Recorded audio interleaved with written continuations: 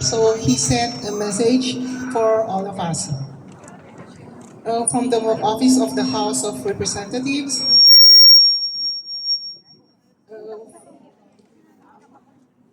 okay. Naimbag nga aldaw kada kayo amin kakailian.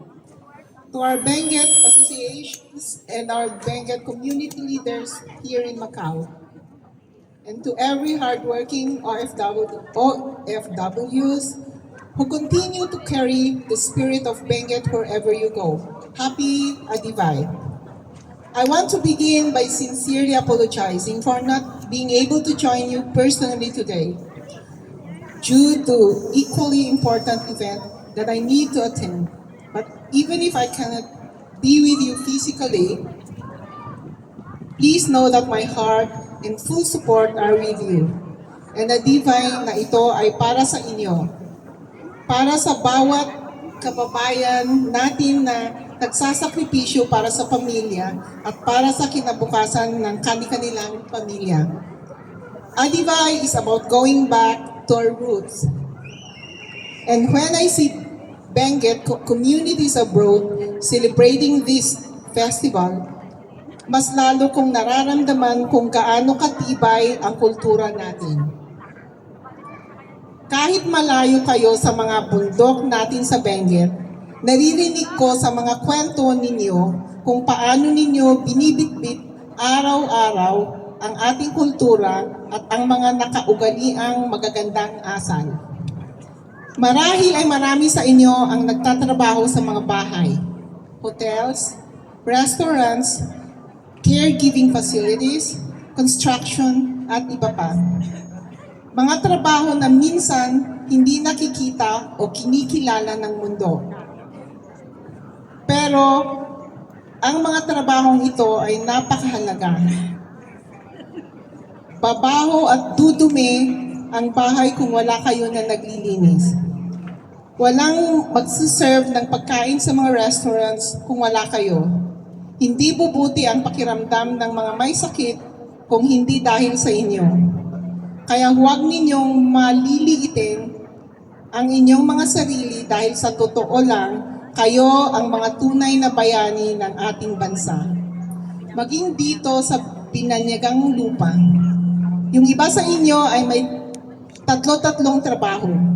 Yung iba napipilitang tiisin ang kalungkutan dahil hindi makauwi ngayong Pasko. At yung iba naman ay nagbabayad pa ng utang na ginamit para makapag-abroad. These are real sacrifices. These are the stories that make Benguet proud. Gusto kong sabihin ng malinaw, kayo po ang tunay na pag-asa ng ating probinsya. Ang perang pinapadala ninyo buwan-buwan ang bumubuhay sa maraming pamilya. Pambili ng bigas, pambayad ng tuition, panggamot ng magulang o ng kapamilya. At pangambag sa kinabukasan ng inyong naiwang pamilya at kinabukasan ng ating pinakamamahal na probinsya ng Benguet. Ang inyong pong mga sakripisyo at tiwalang binigay ninyo sa akin, ang aking baon sa Kongreso para isulong ang patuloy na pag-unlad ng ating probinsya. Hindi po biro ang proyektong sinusulong natin ngayon. Additional classrooms, expanded healthcare facilities, ang BSU Kapangan Campus, livelihood programs, and proposed district hospital sa Kabayan. These developments are not random.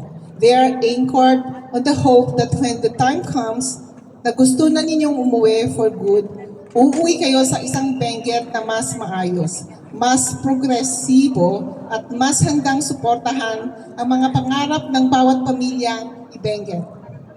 Pero higit sa mga infrastructure at social programs, Adivay reminds us what makes Benguet truly strong, ang ating pagkakaisa at pagtutulungan. Kahit saan kayo mapunta, mapamakaw, Hong Kong, Middle East, or saan mang sulok ng mundo, ang nakita ko sa atin na taga-Benguet ay hindi kailanman mawawala ang ating pagkakaisa at pagtutulungan. Dito pa lamang sa Macau ay nakikita ko na kung paano kayo nagtutulungan. Dito pa lamang sa Macau, kapag may nawalan ng trabaho, may agad na tutulong. Kapag may nagkakasakit, may agad sasaklulo. Kapag may bagong dating, may community agad na tatanggap at gagabay. Hindi ko kailanman minamaliit ang ginagawa niyong ito. This unity is the same unity na minana natin from our ancestors. Ang ating pagkakaisa, ang pagtutulungan, ang pagrespeto, at ang malasakit sa bawat isa. And that I believe that this is also the unity that will guide the next generation of Benguet, whether they grow up in Benguet or even here in Macau. Kakailian, gusto ko rin iparating sa inyo, sa mga oras man na makarinig kayo ng mga issue o batikos na binabato sa akin, huwag po kayong maapektuhan o mawawalan ng tiwala. Ang bawat desisyon ko sa Kongreso ay para sa kabutihan ng Benguet at ng bawat pamilyang i-Benguet. Huwag ninyong alalahanin ang ingay ng politiko o paninira. Ang mahalaga ay ang ating layunin, isang mas monlad, mas progresibo at mas maayos na Benguet na handang suportahan ang inyong mga pangarap. Kaya tandaan ninyo, hindi kayo nag-iisa. Hindi ko kayo nalilimutan. Hindi kayo isang numero lamang sa listahan ng OFWs. You are seen, you are valued, and you are deeply appreciated. Lahat ng ginagawa ng sa Kongreso, bawat boto, bawat panukala, bawat pagbisita sa mga barangay natin sa Benguet, laging kung iniisip kung paano ito makakatulong sa mga pamilya ninyo at sa ating probinsya. Kasi sa bawat pagkikita ko sa inyo na nagsasakripisyo dito sa abroad, isang bagay ang paulit-ulit kong naririnig. Congressman, kaya kami nagtitiis dito ay para may maipadala, para may magandang kinabukasan ang anak namin. And this truly touches my heart. You are my inspiration. Kaya dinodoble ko ang aking effort para makapaghatid ng mga programa sa ating probinsya. Sa inyong pinakitang sipag, tiyaga, at kabutihan ng puso, naniniwala ako na walang hangganan ang kayang abutin ng Benguet. Kung kaya ninyo kahit malayo magtrabaho ng may dedikasyon at malasakit, paano pa kaya kapag sama-sama tayo sa ating probinsya?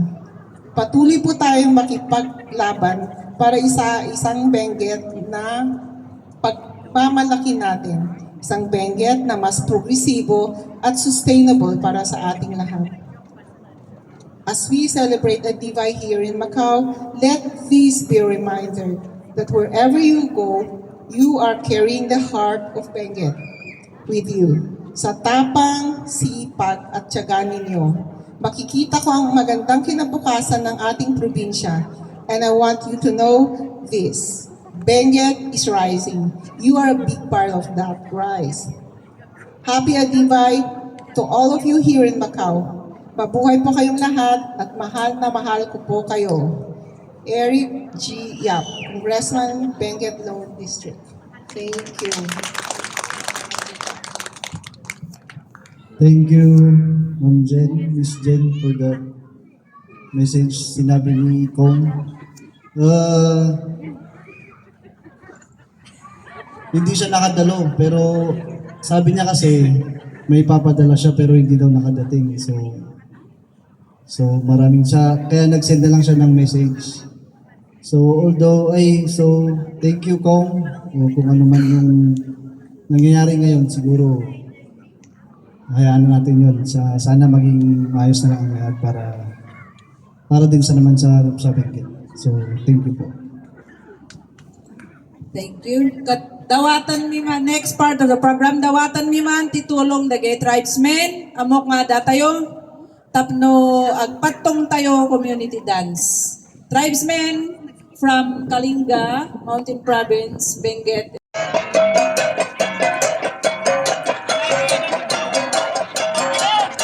May kayo! Patong! Ano tayo?